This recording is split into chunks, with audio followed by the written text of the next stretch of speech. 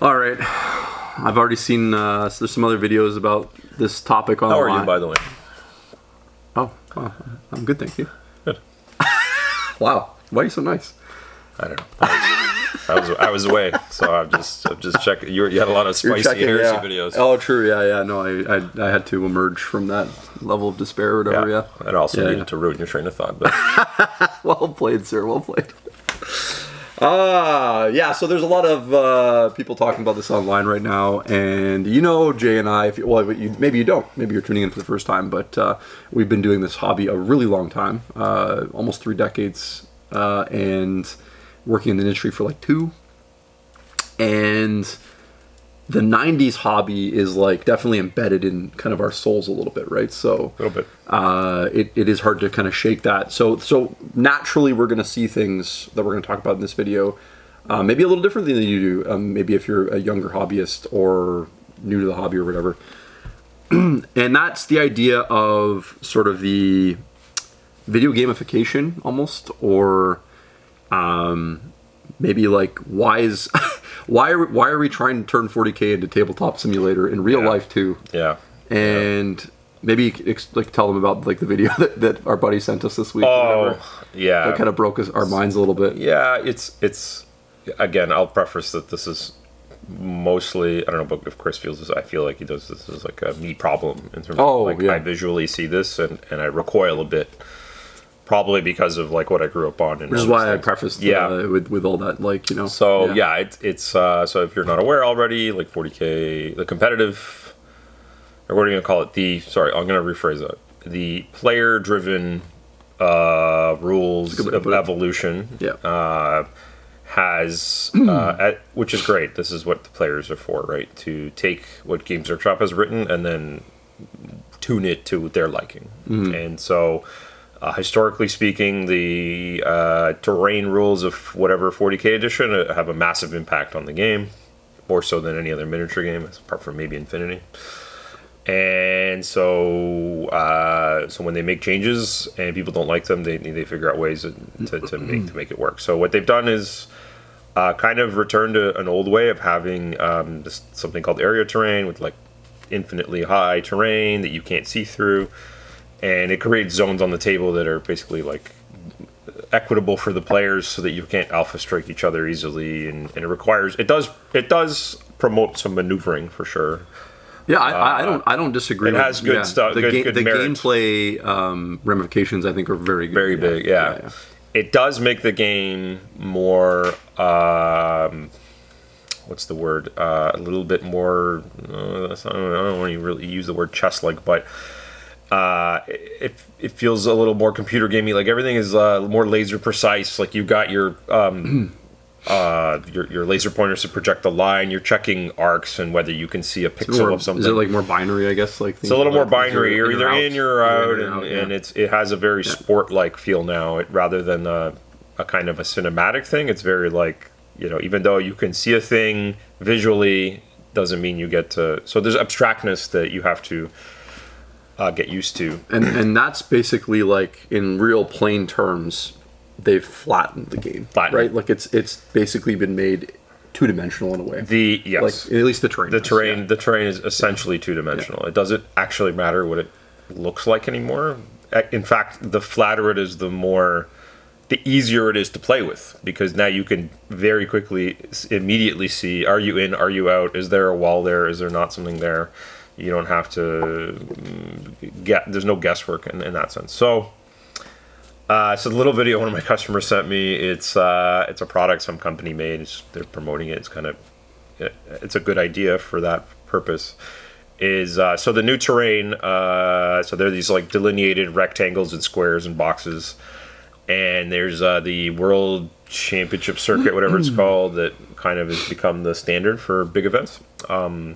They have mission packs, so they take the 40K missions and they have terrain layouts that are prescribed for that.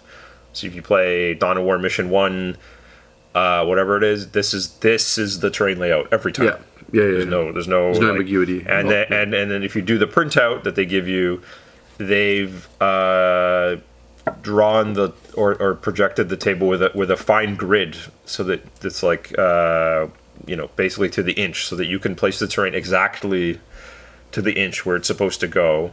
Anyway, what this company's done is they made this tablecloth essentially that you just put on top of your 44 by 60, and it has cutouts of where these things go, and then you can take separate little thin cloth things that represent the buildings and just lay them in the empty spaces, and then you lift the big tarp off, and you've got just the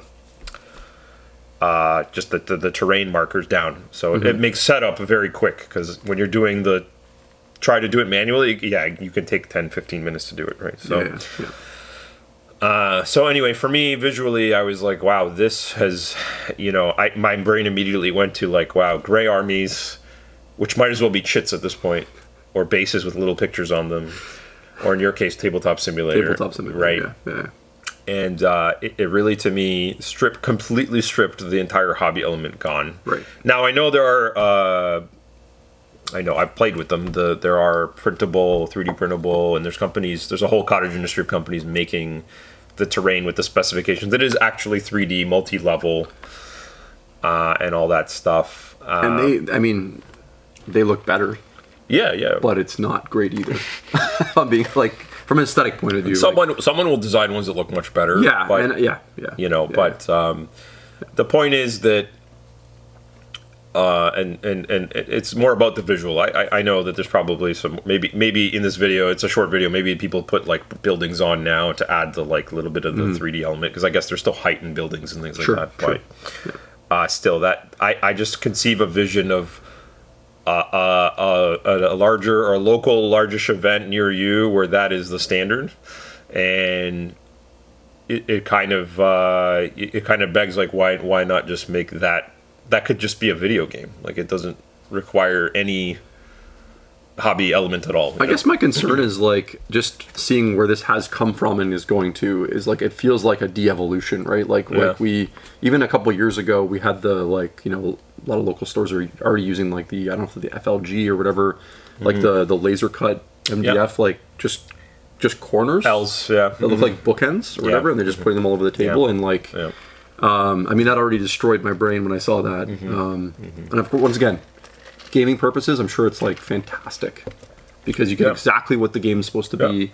The people that play that style of game love it, right? Because it's so black and white, and there's no arguments, and So, but I guess like going from like regular terrain pieces to that, and then stepping down now, like maybe just to using like markers or whatever, and just like I see where it's going, and I'm like, what's the next step after that? Right? Like, it definitely personally hurts me visually. It really, and this is, again, we always preach this, like, do the hobby how you want, right? So I had very little interest in playing around that. It just kind of, which is funny with the rules themselves, with the area terrain and whatever. I grew up playing on that very much. Like, that was the whole area terrain, third, fourth ed, whatever. And it was fine from that perspective. But I actually surprised myself how much I got used to the 8th ed. I actually think 8th ed was my most fond edition now that I go back. And that's when they kind of unleashed everything to be very, like, you see what you can see, you can attack everything.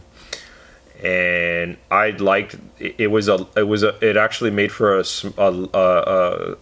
less or burdening mental tax, because it was just kind of like the game was a nice, just like punch counter punch, so you didn't have to really think. I played in those moments. I played 40K as a fun beer and pretzels thing, because I didn't have to worry so much about whether I could run up and we're just blowing each other up and whatever. It was space lasers. It was kind of like that. And I think you got a couple editions of like the melee crowd crying that like they couldn't get anywhere. And I get it at a higher level. It's quite savage, because you could get leaf blown off the table pretty quickly, because there's just nowhere to hide at all. Exactly. And then you add in ignore cover weapons, and even the meager bonus you got was gone. So I think from the casual sense, it was very clean and fast, but it makes for a very difficult competitive game. And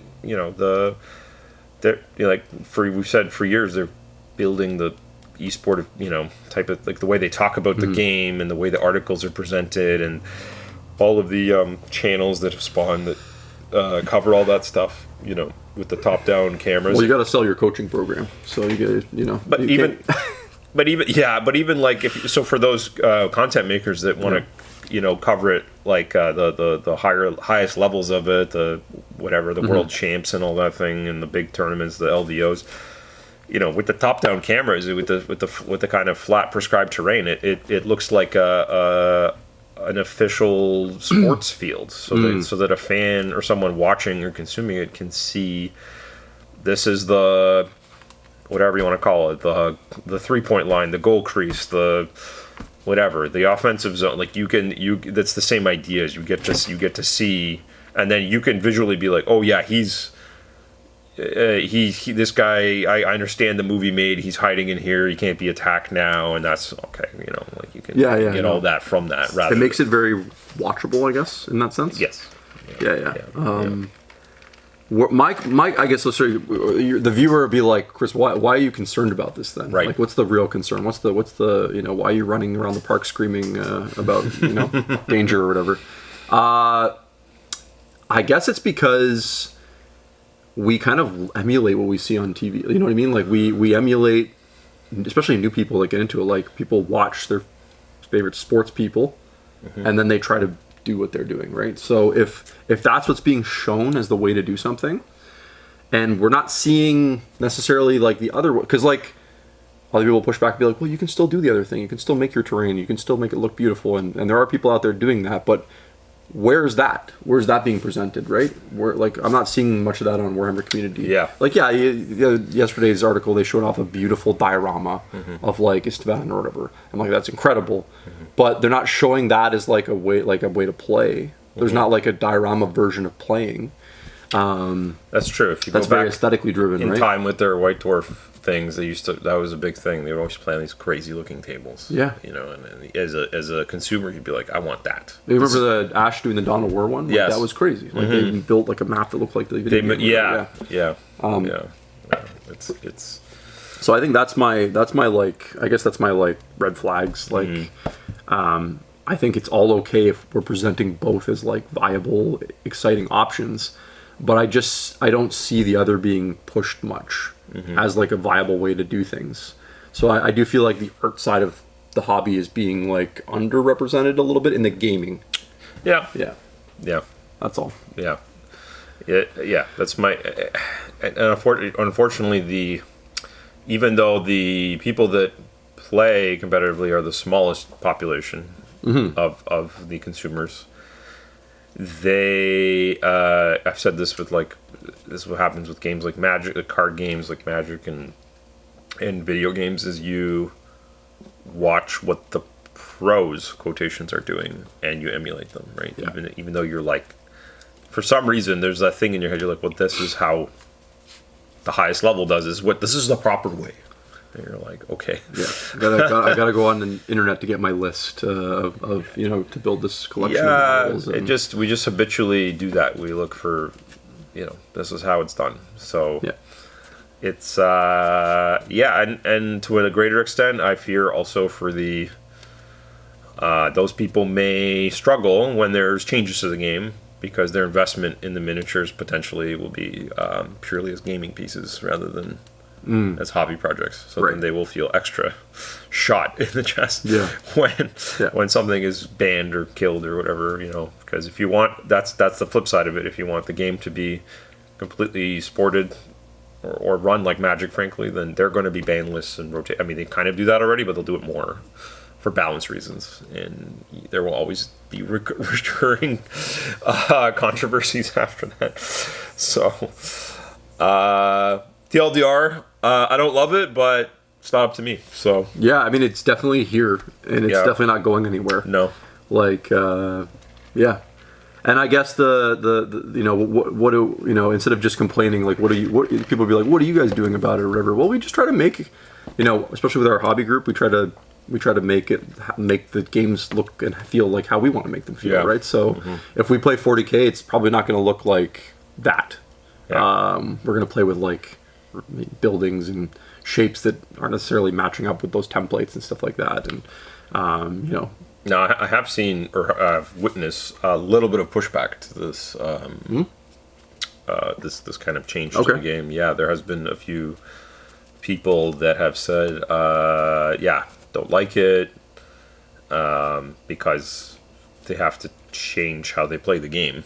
It's actually a pretty big shakeup. It literally changes how you write a list and what you bring to a game. There's some other nuances that add to it, like I believe monsters can't go through the buildings like at all, right, unless they fly over them. Vehicles also. So you get these choke points that if you brought all these monsters, you could literally be completely locked out of a portion of the table. You can't walk through this or that. Or if you can fit through there, you're like, it's a choke that your opponent can exploit, kind of thing. So yeah, there's definitely been a few people that I've met in person here that have said, I don't love this. So, but for stores, it's an interesting thing because you're basically like, if you want people to come to events, to your tournaments, you basically have to do the new terrain rules. Like it's, so, I mean, with our league format, the leagues that we run here at the store, it hasn't really, probably because we've cultivated all the casual people that just like having me schedule their meetups and then recording the results for them. Yeah. They haven't really seemed to care very much. But if I schedule a tournament, I think the fact that we haven't amassed that terrain or adjusted to that yet, I think is a factor probably. Yeah, I think if we went more all in on being like that, I think we could easily fill up our basement every month or whatever. I guess it's just not something we've been focused on, right? Like, yeah, you have to invest in bins of it and make it a thing and be about it, right? So, and I think just for it's funny, just like people are like, why aren't you doing that then? Is like people that don't know who we are and understand, like we've never tried to be that. So. I think most shops should try to be what they are. And we're mostly a hobby-focused shop where we try to, teach people to be the best hobby versions of themselves, give people the best hobby advice. And that's always going to be like the lens we see everything through. Because like I think it's cool to be different. And there's a whole bunch of other hobby shops that are doing that, right? Yep. Like there's a lot of places, 9 times out of 10, the place is like that. So, be a little different sometimes. Yeah, well, and kind of the last point there is, it also could just change. Well, that's the problem too. You could invest all this money. You've got 3 years to use it, maybe not even 1 year. Now you have a year, and the 11th ed could be the terrain pack changes. GW has been has done some pretty. I mean, look at 8th, 9th, and all these other like massive changes to their games, specifically on the terrain front that have made have gone kind of in different directions that people that invested, well, even like the table size change. That's not that old. We were it was a 6x4 game for decades, and then they were like, we're gonna make your table's too big actually, 44 by 60, and then and people are like, well, I could just keep using my 6x4 and delineate off but then eventually they're like, this is stupid. I want to just get the so. In a very, they could just adding a sentence to the terrain rules is enough to obliterate everything you've been using and force you to start something new. Like, so that'll be interesting to see. Now we'll see. It could be here to stay. I don't know, but yeah, it's a little bit of wait and see. There's a bit of diligence done. But it is a good point to end this video on. Is like it is a massive challenge for anyone who runs events. And anyone who has a business or a store that tries to do this, like just have some tables to play 40K on, is this constant need to keep updating. And it feels pretty wasteful, to be honest, because you have all these like additions of terrain that are really nice and you spent time painting them and make them look nice for your community to use, and just like that, they might not be the right shape anymore or whatever, right? So, and we don't use these L's, we use these other L's. There were like a lot of eras where like people were pretty cool about it, but this era we're in now there are people that like straight up just won't play on a table that isn't like officially the shapes, right? Like, they're like, nah, I don't play on that type of table. Like, okay. For me, it was the that I eventually broke down into, and it's fine. It actually is great to play with, but it's the circles, the objective circles. The circles, Like that was the first moment, but it was just enough I could get over, because when it comes to scoring, sure, it makes the game much easier to score, to count how many are in and out and all that. But I think it's just like and for anyone who's still watching, that's like, why are they making such a fuss about this? Yeah. I think it's just like when your hobby is spending a whole year painting an army of beautiful miniatures, putting your heart and soul into it, and you want to put them on a table and have that experience where it's just like, whoa, oh my gosh, it looks really good, and your opponent painted their models too, and you just want to like it. Those things like the circles, the whatever, they just get in the way of that image, I guess, right? Oh, it just ruin it, destroys it. In previous games, like in games like Warhammer Fantasy and all that, they currently still don't stand in circles. The table gets to continue to look beautiful, but for a while there, we just used little markers, little coins and things, which and that was relatively minimal. But now the standard is the neoprene ones with interesting designs. I tried to personally pick something as neutral as I could or whatever. Is okay, but when you get, for me, the clear plastic ones, and they just completely just annihilate the immersion. It's just like, oh no, anyway. That's that's us. That's we're just old people yelling at clouds. I think that we can sum up this video in garbage time and be like, put these two in the garbage bin. Just put them in the garbage bin. They're out to lunch here. They're too old to play.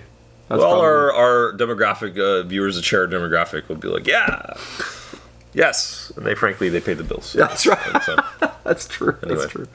Well, what do you guys think about where we're at with all these sort of like prefabricated, laid out kind of like systems of terrain? Do you guys do that? Do you love it?